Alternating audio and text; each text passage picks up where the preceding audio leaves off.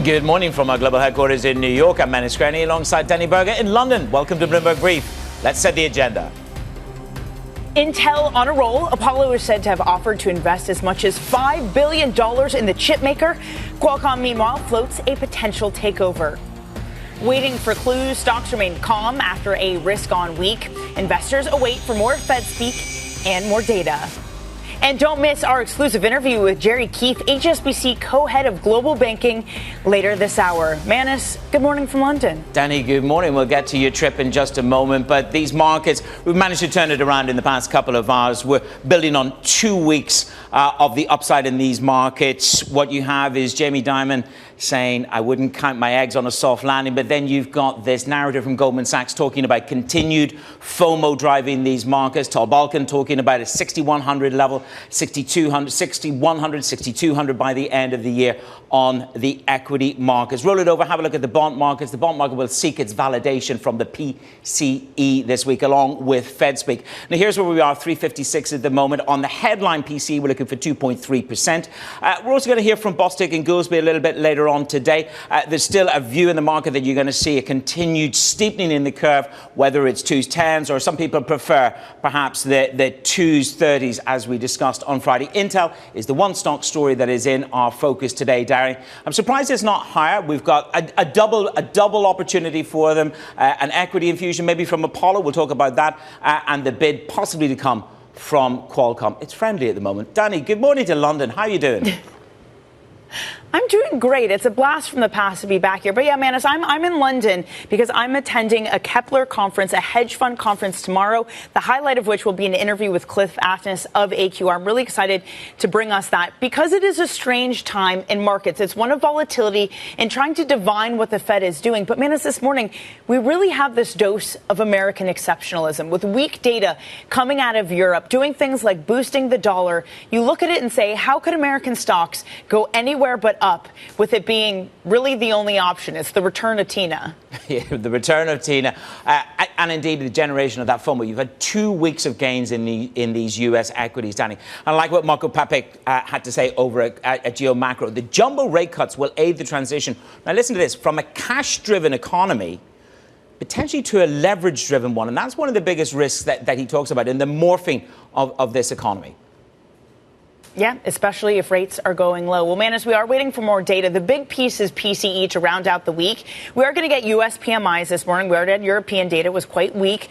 We're basically looking to see whether that validates the Fed's narrative of their 50 basis point cut of continued moderation. RBC's Elsa Lignos sees a diversion between the narrative and the market sentiment. She writes that market sentiment on the U.S. dollar has shifted notably. We have flipped from a net long position that had been in place all year to the shortest aggregate U.S. dollar position since early 2021. I'm pleased to say that Elsa joins me on set. Elsa, really wonderful to see you this morning. Great to be in person with you. So we have these aggressive shorts. What now? Are we in the throes of an unwind that's about to happen? Absolutely. It's actually already happening. So, the comment you highlighted there, written in early September, and I think since then we have seen an awful lot of that short dollar positioning unwind. We're now very neutral. If you look at how investors are positioned, there are still some net short dollars out there against certain currencies, Aussie, Kiwi most notably. But in other places, you've actually started seeing longs rebuild. Dollar yen still net long and actually building up further over the course of the past week. Mainly, though, I think investors are trying to stay clear of the dollar and take more cross-currency exposure. Elsa, good morning to you. Do you think that by going large, doing the jumbo rate cut, in some ways the Fed has delayed the scale of recession and therefore perhaps put a little bit more of a floor into the dollar? I don't think the Fed's behavior last week is going to have that immediate impact that, sometimes we assume in markets. From my perspective, it's more about managing the path of least regret. They had a decision to make last week. I think the inflation data opened the way for them to do 50 rather than 25. And then that gives them some optionality heading into the November decision. We'll have 2 more payrolls reports between now and November. And that will effectively show them, are we on the soft landing path? So actually a slow, modest pace of cuts is appropriate, or are we seeing material deterioration and then they can respond more forcefully? I just wonder, Now that the Fed is going, it's not as synchronized as many had expected this cycle to look, where you have the ECB cutting by 25, the BOE held last week, Brazil is hiking rates. What does it mean at this moment, especially for the dollar, to have the Fed going at it alone to this size? And I'd be a little bit cautious. Chair Powell was actually questioned on that in the press conference. Was this a catch-up move? And he didn't answer directly, but in many ways it does feel a little bit like that, right? He talked about being patient, and that patience affording them the possibility of now going 50. Unless the data do deteriorate, I don't think we're going to be going at a 50 pace continuously from here. And given the European data this morning, these calls for the end of US exceptionalism, again, maybe a little premature. That exceptionalism is manifest in many assets, isn't it? In the equity market, in the credit market. But if we look at 2025, fiscal risk and tariffs are the two potentially biggest headwinds to this cutting cycle and to that US exceptionalism. Absolutely. And of course, with the election still to come and the outcome so uncertain, it's difficult for people to bake that into their forecasts, into their positions, and which is why I think in a lot of cases you're seeing people go for these dollar neutral trades. From my perspective, what's interesting is that even though you're seeing the US slow down, absolutely is slowing down, the euro area also slowing down. It's not like growth in the rest of the world is looking that spectacular. China is still on a very challenging path. We're going to have a press conference tomorrow from the PBOC, two main regulators, still to be determined what they will come up with. But on the fiscal side, everybody is in a pretty challenging situation at the moment. The US is certainly not alone there. So can I ask, do you want to remain neutral the dollar because there are these pockets of uncertainty? Because sure, both candidates will be increasing the deficit, but we don't know to what degree yet. And we don't know whether it's going to be something like aggressive tariffs. So what can you do with the fog of 2025? I think there are still some really interesting trades out there, and particularly if you look at currencies that on the face of it are quite similar, but actually the underlying positioning may be very different or the central bank stance is very different. One that I would highlight, Swiss franc against the Japanese yen, right? Both safe havens, both on the face of it would stand to gain a lot if the US were to hit recession. But at the same time, you've got one central bank in the S&B that's still uncomfortable with a lot of currency strength. The other central bank is hiking, maybe not particularly quickly, but is hiking. And if I combine them together, positioning is actually still long dollar yen, at least in the longer term positions, and kind of neutral dollar Swiss. So for me, short Swiss yen makes a lot of sense. I put it out as an idea this morning. It's obviously moved quite a bit on the back of the European PMIs, but I really think this is a longer term trade. Elsa, let's just close off with the Bank of Japan, because obviously Ueda bought himself heaps of optionality last week. Upside risk to inflation were easing. He just needs to sit back and let the Fed almost do its job for him. Absolutely. And, what's really interesting about Japan and the yen is that so often it's far more driven by the front end of the US than anything the Bank of Japan is doing. And if you think about the potential for hedging costs for Japanese investors to come down next year, that's again very much going to be driven by the behavior of the Fed and the outlook for the US economy than anything going on in Japan. As those hedging costs do come down, we will get to a point where it makes a lot of sense for investors to put on those hedges again, which will mean a lot of dollar yen selling. Don't think we're quite there yet, but that's certainly on the horizon. OK, Elsa, thank you so much for joining Danny in the studio in London and on the show. It is Elsa Lignos there of RBC. Other stories trending on your Bloomberg terminal this Monday morning. China has announced plans that 3 top financial officials will hold a rare briefing on the economy tomorrow. The move is fueling speculation that the country will be ramping up its efforts to revive growth. The PBOC cut one of its short-term policy rates right after making that announcement. Citi's expansion plan in China has hit a roadblock. The bank is awaiting clearance from the Fed before it can set up a standalone securities firm in the country. People familiar tell us that the Fed is asking Citi to prioritize risk issues at home first. And Boeing has ousted its defense chief, Ted Colbert. The move is one of the first major shakeups by the CEO, Kelly Ortberg, who took over last month. Now, the division has been losing billions of dollars in cost overruns. Ortberg is expected to make more management changes. Coming up, Manus, we're going to talk about Intel's turnaround strategy. It receives a vote of confidence from Apollo, a bid from Qualcomm. We're going to have more on that scoop coming up. And a little bit later this hour, our exclusive interview with Gerry Keefe, HSBC co-head of global banking, right here on Bloomberg Brief. Context matters. Good morning.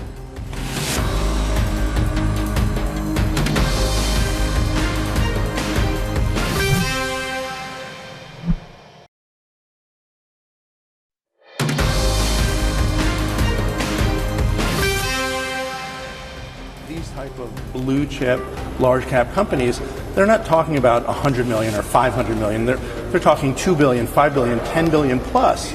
And so the ability to really come up with those creative solutions in scale is really, really critical. But I think you're going to see more and more of this coming. More from Apollo? Absolutely more from Apollo. but in general, just the need for this type of capital is insatiable. That was the Apollo co-president Scott Kleiman there speaking to Danny in June, saying that he expected the company to participate in more deals similar to the $11 billion joint venture with Intel. Apollo is said to be offering as much as $5 billion for an equity-like investment in Intel. That's according to people familiar with the matter. The chipmaker is rising pre-market, small bid there, 2.38%. Joining us now is our Daybreak Europe anchor Tom McKenzie on the story. So it's as if you went home on Friday with one potential offer from Qualcomm and you're waking up with an equity injection offer from Apollo. So what is it is this a vote of confidence or is this just opportunism, one could say? I think in terms of what you're referencing, the last few days, the last week or so for Intel, it does seem like the mood has changed. They have these two notable suitors right now, Apollo and Qualcomm, of course, and we'll get to the Qualcomm component. They're also looking to try to persuade Broadcom to get involved. So far, they've sat on the sidelines. I think this can speak to a vote of approval from Apollo. They've already tied up and teamed up with Intel around the factory that they build out in Ireland. That's an $11 billion investment. That suggests they know the company, they know the plan, and they have confidence that Pat Gelsinger will eventually be able to pull that off. Look, this is a company still set, of course, for 3 straight years of falling sales. We know the stock is down about 50% year to date. There's some value there as well, arguably, of course, and certainly Apollo will be taking that into consideration. We know from our reporting that Intel is now considering this potential offer, and it follows on the back of some pretty sizable and significant announcements that came through from that crucial board meeting at Intel, including the deal with AWS of Amazon to build out their own AI chip together, Intel and AWS, and the announcement they're going to be closing down or at least stopping the factory build out in countries like Germany and Poland. It is remarkable, though, to have Intel that was once a chip behemoth now just being a takeover target. Yeah. This is a big change for them. If it is a Qualcomm deal, if it is a Qualcomm buyout of Intel, what does that look like? Yeah, you're absolutely right. That historical precedent is really significant. Let's not get caught up. The day-to-day news flow, and you step back and you think, wow, this is enormous. We've been one of the biggest M&A deals ever. You're talking about a market cap, of course, Intel, that's fallen to around $93 billion versus $188 billion for Qualcomm. The analysts putting out notes this morning saying for Qualcomm, it would help diversify their revenue mix. They are overly exposed, would be the accusation from some, or at least the critique from some, to the smartphone part of the business. There is a major regulatory hurdle, clearly, given the size and scope of this deal. Bloomberg Intelligence saying that is going to be a major headwind, and the analysts at Stifel saying it's very unlikely to get the green light. But our reporting says that Qualcomm, they've already been having discussions with the regulators in Washington, D.C. to try and get a sense as to whether or not they would get this signed off, because, of course, it plays into the domestic agenda of building out their own chip capacity. So we'll see what happens. There has been no obvious agreement at this point. It's a potential takeover, and we'll see how it comes to pass. But the analyst reaction so far has been pretty sceptical as to whether or not this will get over the line. Yeah, well, we understand it's friendly at this stage. And I suppose if you think American on American, perhaps bolsters the case with the regulators a little bit more. Let's just pivot to a general story. You've got TSMC and Samsung. They are weighing building chip factories in the Middle East, in the United Arab Emirates. Now, just in terms of a threat, size and scale threat, what would that mean for U.S. chip makers? It's a potential concern on the national security front, because we know the US, in terms of the team in the White House, have been scrutinizing investments in the Middle East, particularly any that touch on or align with Chinese investments. But it's also a reminder of the fact that this is a region now, the UAE, that is aggressively pursuing generative AI. What they don't have is the infrastructure component. Arguably, they don't have the talent as well. They need to pull that in. But this is a reminder of the fact that they are betting heavily on this space as they try and shift away, of course, from petrochemicals. We know that Sam Altman has been courting investors in that region, including the UAE, to fund some of his tech or chip ambitions. And now our own reporting, which I should say the Wall Street Journal reporting, that TSMC and Samsung, they've been sending members of their team over to the UAE to have these discussions about whether or not they would want to or think about building out plants in terms of chip manufacturing in that region. Now, TSMC putting out a note, coming out and saying, we do not plan any additional build-out other than the plans that we've already announced. So they're kind of pushing back on this. But I think what it really speaks to is that particular focus in the UAE about wanting to get ahead of this shift around Gen AI and wanting to have a really positional or pivotal position within that sector. Tom, thank you so much. That is Bloomberg Daybreak Europe anchor Tom McKenzie. Manis, a quick check on currencies because we need to note the notable weakness in the euro this morning. Data showed the first contraction in September for the euro area business activity. Is this going to mean that the conversation gathers pace about an October interest rate cut? Again, really weak readings that also had the German yield curve disinvert for the first time since November of 2022. It's the American exceptionalism alive again. It is alive and kicking across assets, Danny, isn't it? Dollar, equities and credit. Coming up the show, we'll take a look at what else is making the headlines around the world, including Israel's airstrikes against Hezbollah in Lebanon over the weekend. Context matters on Bloomberg.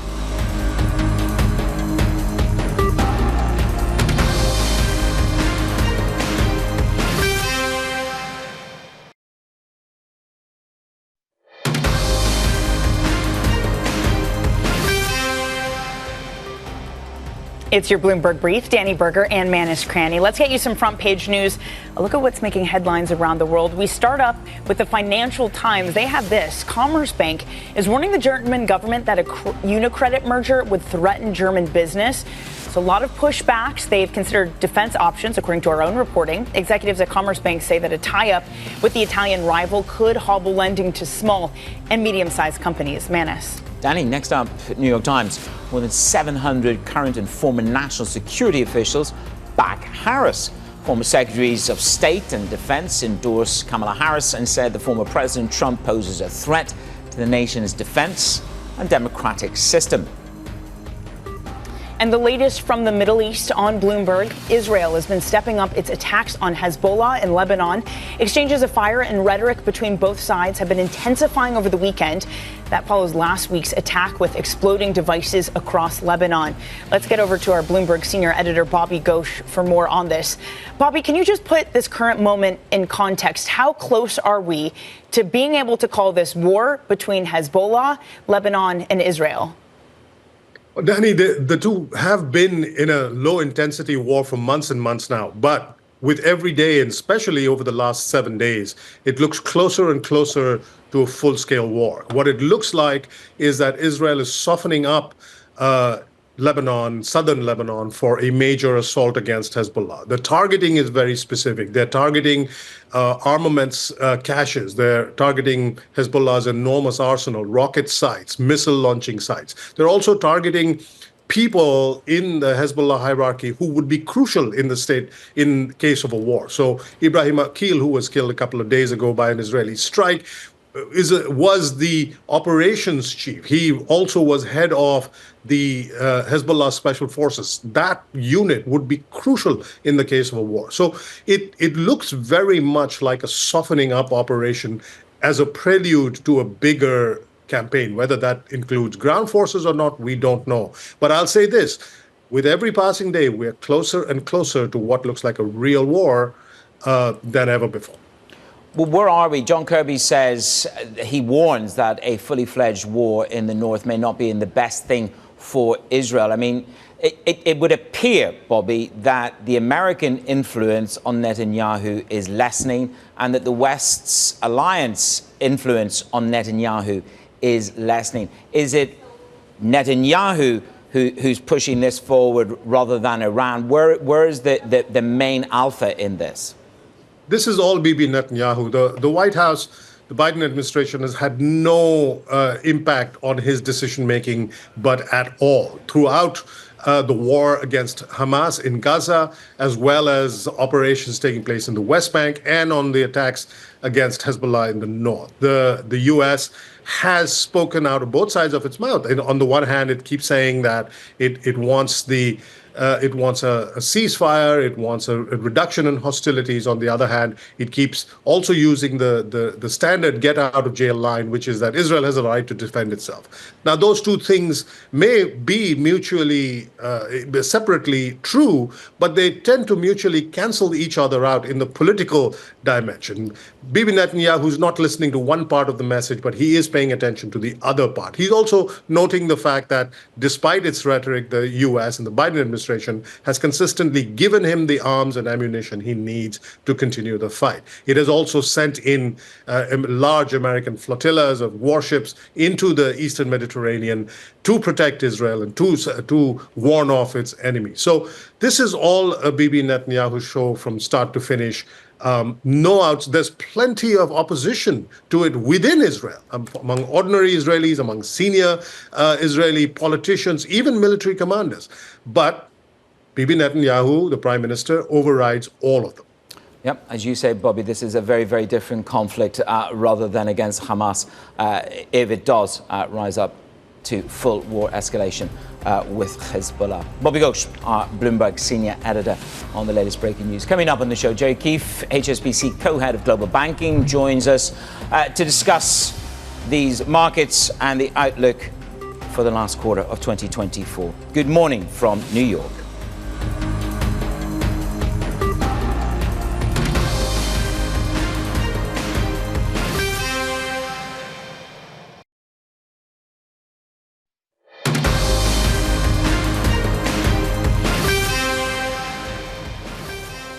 From our European headquarters in London, welcome to Bloomberg Brief. I'm Danny Berger, alongside Manus Cranny in New York. Let's set your agenda. Intel on a roll. Apollo is said to have offered to invest as much as $5 billion in the chipmaker, while Qualcomm floats a potential takeover. Waiting for clues, stocks remain calm after a risk-on week as investors await more Fed speak and the PMIs. And an exclusive interview with Gerry Keefe, HSBC co-head of global banking. Danny, good morning. Say hello to London for me. I'm on tour. I will definitely do that for you, Manus. In the meantime, we're coming off the back of a very strong week for risk assets, the 39th all-time high for S&P 500 futures. Little change this morning. When it comes to bonds, we're lower by 2.5 basis points on your front end. Just to give you a flavor of things last week, we ended the week higher in yields, despite the fact we had a 50 basis point cut. Maybe it just shows you how much was already priced into this market. 50% odds that we get a 50 basis point cut next time around too. And I've been talking about this all morning, Manus. The euro versus the dollar, weaker by about 0.5%. We had data coming out, a contraction for euro area business, a surprise one, really weak data, and just reinforces just because the Fed cut by 50 basis points, it doesn't necessarily mean the direction of the dollar is down or even clear to that point. No, it just sort of reinforces the whole U.S. exceptionalism, and you can just see the slight fly in the ointment is the curve continuing to steepen that disinversion. Danny, let's talk about the week that was. The Fed went big. They delivered a jumbo rate cut in the U.S. Growth exceptionalism, it continues. Investors are pouring money into corporate bonds. Risk premiums are grinding tighter. And the question is, can go time continue for risk? Joining us now is Gerry Keefe, co-head of global banking over at HSBC. Gerry, good to see you. Good to be back, Manus. Danny, good to be with you. Good to get you up early in the morning. So here we are. We've got this pro-cyclical risk narrative, lots of people describing things that are going on. From your perspective, from the banking perspective, can this go time endure? Well, honestly, it's hard not to be bullish looking at the markets year to date. The capital markets have been running wide open for our clients, and we've been working with them kind of up and down the capital structure. The leveraged loan market has done about $900 billion of volume. That's about 3x what it did last year, approaching an all-time record of $980 billion set in 2017. The high yield market is through $220 billion of issuance. That's up 85% year over year. And the investment grade market, which is of course the stalwart year in, year out, about $1.2 trillion, we're through that level already and up about 30% year on year. So the markets are wide open. Looking forward, you and Danny have both referenced the jumbo rate cut from the Fed. Yeah. I think that size cut plus the path that they're communicating is giving owners of assets a lot of confidence in proceeding with price discovery and negotiations around M&A. That's starting to show up in our acquisition financing pipeline, which is probably 3 to 4x where it was this time last year. So we're pretty positive on the environment and looking forward to working for our clients to the end of this year and into next. So that's a nice bump in the pipeline. When you look at these spreads, private credit, syndicated loans, they're really, really tight. Danny and I have talked with a number of private equity people. Yep. They're coming up with ingenious new ways to deliver, let's say, capital back. I mean, are we at some kind of a tipping point? Look, I think we're in a little bit of a rebalancing in the credit markets right now, as between the syndicated loan market on the one hand and the private credit markets on the other. What we've seen over the last couple of years, the story really was private credit. But this year, the syndicated loan market has just come roaring back. I mentioned the size, the issuance volume. In the course of that, we've actually hit an all-time high for dividend recaps or special dividend transactions. These have now run into the billions of dollars, and we have line of sight on there being others that will also be in the billions of dollars. So that desire to return capital, that desire to demonstrate DPI on the part of funds for their investors is real and is resulting in the capital markets being tested for their willingness to work along with.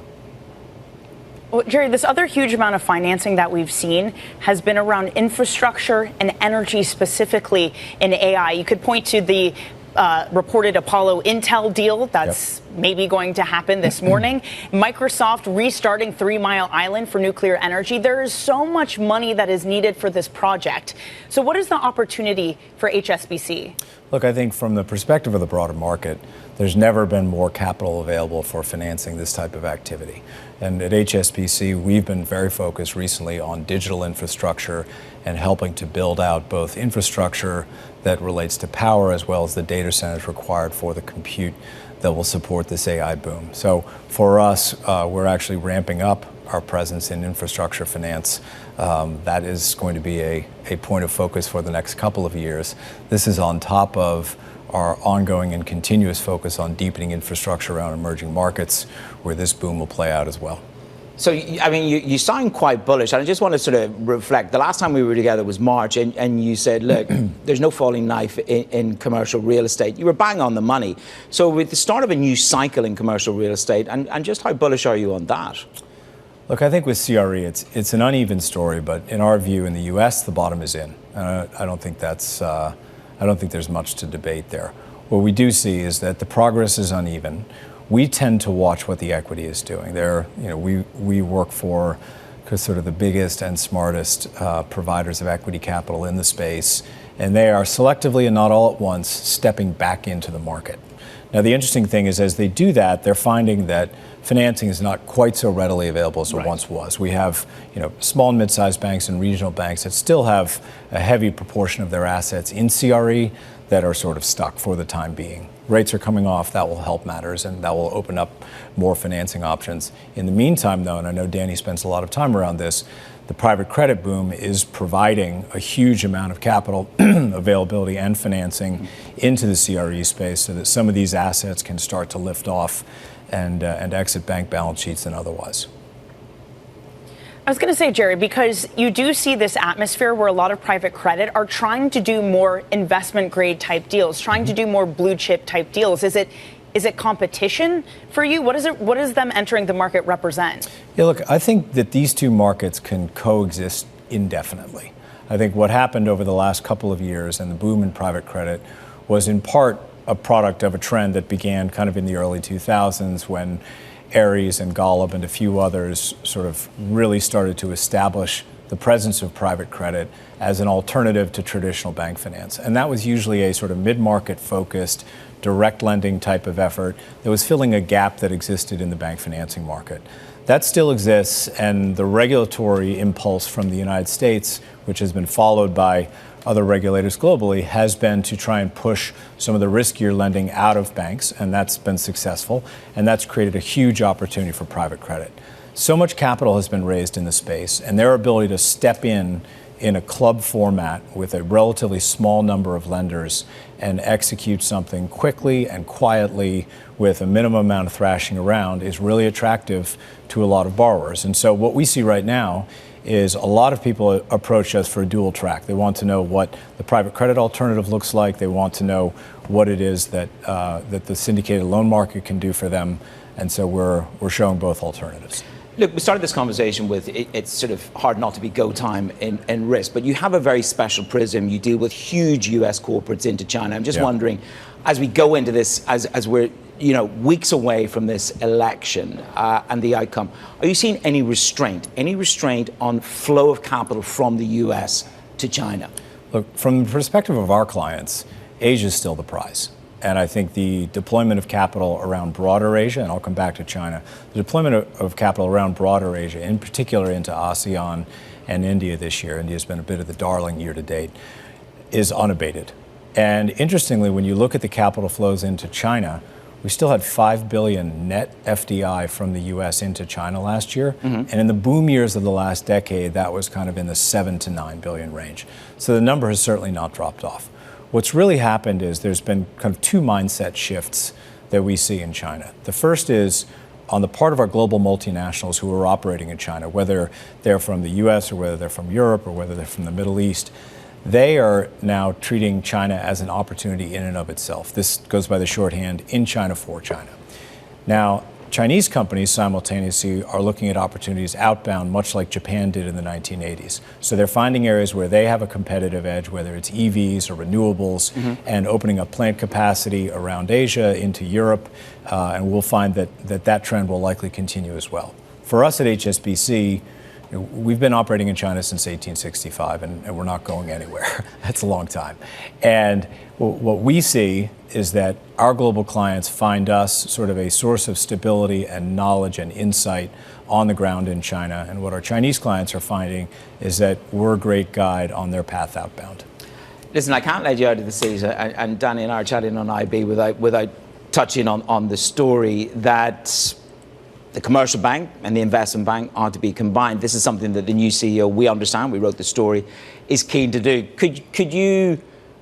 Would you be a supporter of that? Do you think there's efficiencies to come from that? Yeah, I know you want to keep the job. I'm almost disappointed it took you this long to get to this, Manus. Well, with business to attend to first of all. Don't worry, we could squeeze a few minutes on this, Gerry. Yeah, look, I understand why you asked the question. HSBC is a globally important financial institution, and so the curiosity is natural. And you, having had a front seat to many of them, probably know better than most how these transitions go.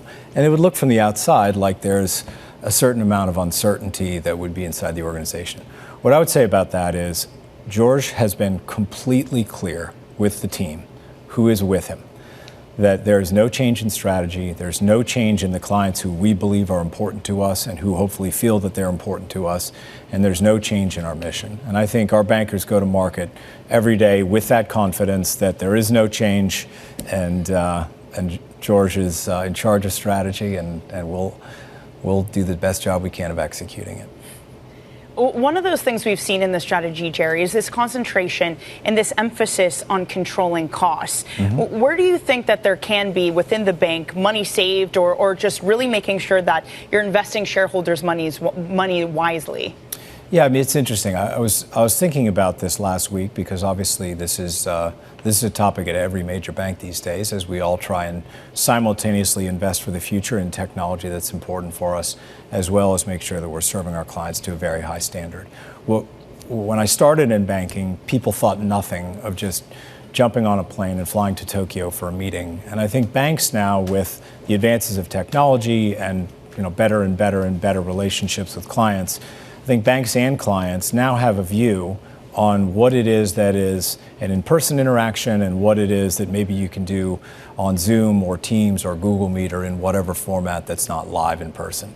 And so what we find is that being more deliberate about the spend with a view to making sure that our bankers are always in front of clients, the most positive correlation you will ever find in the world is between banker interactions with clients and revenue growth. And so we try and find ways to preserve that while making sure that we're being mindful of costs. Well, tell me this then. I mean, you're obviously under pressure to squeeze more out of every trip and perhaps spend a little bit less. Yeah. The boys and girls in London apparently can't take taxis anymore, is the urban myth for banking. Is it less fun to be an investment banker these days? The fun part of the business was always delivering for your clients and winning. Oh, Gerry. Anyone who was doing it for the other reasons was in the business for the wrong reason and never lasted long. So, Gerry Keefe, you're right. You're absolutely right. That's why some people are still very much at the top of their game. And with us this morning, Gerry Keefe there at HSBC, joining Danny and I. Great to see you this morning. Thanks for taking the time. Coming up, Apollo's Intel bet. Apollo said to offer the chip maker a multi-billion-dollar investment. More on the Bloomberg Scoop. That's next.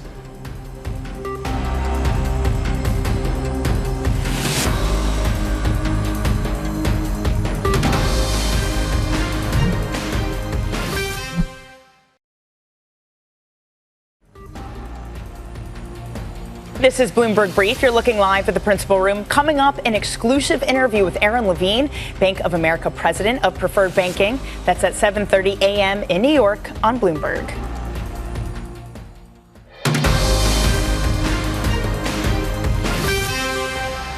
These type of blue chip, large cap companies, they're not talking about 100 million or 500 million. They're talking 2 billion, 5 billion, 10 billion plus. And so the ability to really come up with those creative solutions in scale is really, really critical. But I think you're going to see more and more of this coming. More from Apollo? Absolutely more from Apollo. but in general, just the need for this type of capital is insatiable.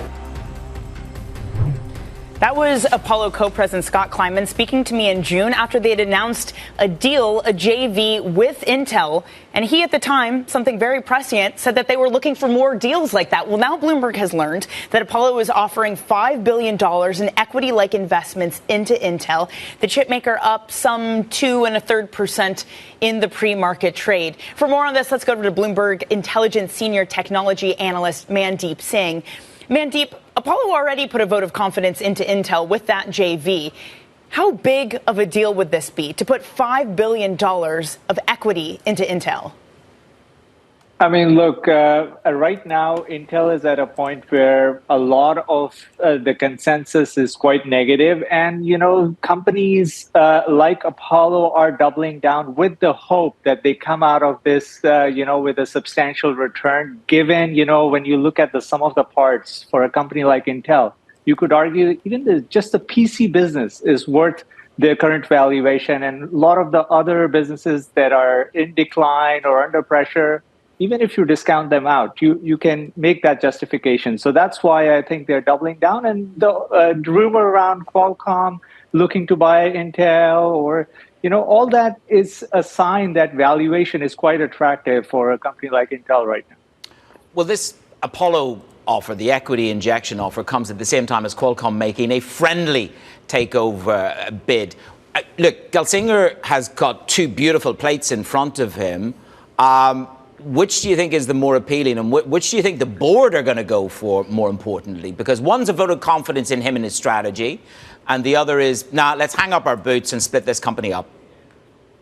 Well, so execution clearly hasn't played out the way Pat thought. And, he's been in the seat for over 2 years. And I think right now all the options are on the table.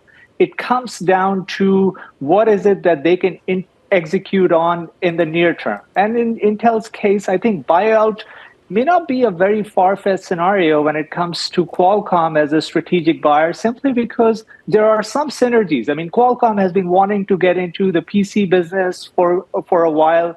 This will be a great way. And everyone expects, there will be a big refresh cycle for smartphones and PCs over the next 2 to 3 years if this AI wave is to continue. So you could see the merit of Qualcomm looking to buy that PC business as well as some of the IP that Intel has, and perhaps divest some of the foundry business, which is really at the core of Intel's problem right now. Intel, though, is supposed to be this homegrown American hero of a company. It's a company that's received money, grants and loans under the U.S. CHIP Act. Are these types of deals, is it something that regulators would welcome because it helps support this, again, American name? Or is it the anti-regulation fear that comes back into the fore? I mean, the U.S. regulators would definitely welcome more private sector money. And, even a buyout, I think, would be definitely palatable for U.S. regulators. Remember, they didn't let Broadcom buy Qualcomm back in 2017. So there was, some hesitancy. But right now, I think, from a U.S. regulator perspective, this is an attractive proposition to turn around Intel. I doubt there will be regulatory approval in China or some of the other jurisdictions. So that's the challenge for a deal like this. But clearly, I think it's an attractive proposition right now for U.S. regulators. Well, the Chinese in the past have blocked some other deals in their geography in the past. So it's going to be a bumpy road on the regulator side. Thank you so much, Mandeep Singh, on the very latest on Intel. So from technology to the election, we are weeks away from Election Day here in the United States of America. Two national polls coming out over the weekend. Vice President Harris leading the former President Donald Trump. Still the swing states, they remain tight. David Gura has been tracking this all for us. David, this is the NBC poll where she's significantly ahead and along with the CBS poll. But if you go a little bit deeper, they're not convinced that she has a full handle and a full grasp and is ahead on the border and indeed on the economy. Yeah, and the economy is the biggest issue here for the entire electorate. In both of these polls, that's the thing that most people care about. And so she's going to be working in these coming weeks to make her case more fully to the American people that she has a plan to do that. I mean, digging into the numbers in the NBC poll in particular, Manus, what stood out to me is that she is now seen as kind of a change candidate, which is pretty astonishing, thinking of the fact that she is, tied to the incumbent president, has been in the administration for 3 years' time. But she is breaking through and gathering a lot of momentum. I think also what stands out in that NBC poll is the level of enthusiasm that she has, up 16% from just a couple of months ago. And we just have to think back on where we were then, after that debate that President Biden did, how pessimistic a lot of Democrats were about their prospects in this election. That does seem to have changed. But you're right, at a granular level here, on policy points in particular, she has a lot of work to do yet. I want to know what October brings, David, because we already have early voting, mail-in voting starting. There's going to be a VP debate. And then what about another debate between Harris and Trump? What appears to be the likelihood? I know Harris is pushing for it, but if that actually happening? She is pushing for it, and her campaign chairperson came out with a statement over the weekend that was rather spicy, saying that the campaign had agreed to one, that it's Donald Trump who's holding this up. He was in Wilmington, North Carolina over the weekend, and his sense is that there isn't time to do it. He doesn't feel like there's time to do it before Election Day. So I think that vice presidential debate is going to be more paramountly important than it has been in the past. A lot of people still feel like they don't know who Governor Walz is. He hasn't been as high profile a figure on the national stage. So as you say, that's taking place on October the 1st, next week here in New York. I think it'll be closely scrutinized. But to your broader point about what October looks like, I think we're going to continue to see these candidates, their running mates, barnstorming these 6-7 swing states across the country. And you look at this week as an example, Donald Trump's campaign has a ton of surrogates going to Wisconsin. They're going to do a 3-day bus tour through that state. So they're going to deploy those resources as they can. Interesting to kind of look at the level of resources here. We're getting new information, kind of how these campaigns are raising money and spending money, and certainly the ground game is a huge part of that. And certainly on that, by the way, if you go back to the New York Times Siena poll, 30% want to know more about her and 66% want to know more about her policies. Unless she does some kind of sit-down major interview, we're not going to really know an awful lot more. But she's outspending Donald Trump and outraising, and the super PACs behind her are also certainly showing good momentum. What do we know about her spend? Our colleague Bill Allison out with a piece this morning kind of digging through that federal election spending. And you're right, it's a 3-to-1 margin looking back on the last month. And the Harris campaign has not been shy about proudly stating how much money they have and how they're deploying it. And so it is advertising. This is the largest ad spend a candidate has made between now and Election Day. We're talking hundreds of millions of dollars. The ground game is going to be so crucial here. I think that both candidates acknowledge that. But the Harris campaign has the edge there by a wide margin. They're spending a lot of money hiring staff in all of those key states and others. And the kind of ad campaign we're seeing both on television and digital media is just huge by comparison. So the Trump campaign proudly says that they're able to keep up. They're doing well on their own, but it's a striking contrast between these two campaigns. Just to be incredibly cynical, David, is there some degree where you have the Harris campaign outspending by a huge margin?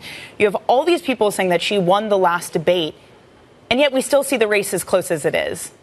Yes, I think that if I were on the Harris campaign, I would look at those numbers, those polling numbers, and say, look, this evinces strength. She's kind of held her own here since the convention and the debate. But I think that you have the kind of more insurgent Trump campaign saying, look, she's not making inroads. There was no sizable bounce after the Democratic convention. There was no sizable bounce after the debate that she had just a couple of weeks ago. So I think your cynicism is not misplaced, Annie.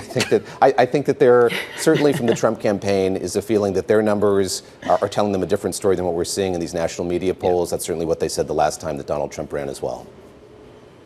David, really appreciate it, as always, not just because you agreed with me, but, your reporting is always valued here. Bloomberg Big Take podcast host David Gura, thanks so much. And you can, of course, follow the latest on the elections. Elecco is where you want to head on your terminal. Okay, Manus, let's get set up for the weekend. It is a big one. We're going to have PMIs kicking off the data-filled week. That will be at 9:45 a.m. Eastern. Then we'll get GDP data, core PCE, and jobless claims on Thursday. We're also going to get a lot of Fed speak. Bostic and Goolsbee later this morning, plus Mickey Bowman, the only dissenter, will be speaking, plus Kugler, Collins, and Chair Powell. They're all going to be speaking throughout the week. And then President Biden kicks off the UN General Assembly with his remarks on Tuesday in New York. And later today, Japan's Prime Minister Kishida will be speaking at Bloomberg's global headquarters in New York. You can follow his remarks on your terminals by typing in Live Go. And man, it's just with the UN General Assembly in New York. I think that's really the reason that I fled to London. I don't even want to know what the traffic's going to be like that you're going to have to deal with. I think that's the number one reason I'm here. You're just avoiding that close down all around the UN. And I live in the area, so it was like a revelation last year when I arrived here. Intel is bid. It's up 3.48%, Danny. It was a slow start when we came in at 3 a.m. We're up 3.5% at the moment. And I think, having sat down with Kleiman at that time, it's prescient. This is going to be a real cruncher for Gelsinger, whether the board back the equity injection or they call time on a turnaround story that just has not gone according to plan. Totally. And look, at the time when I had that conversation with Apollo, I talked to a lot of private equity, other players on the floor.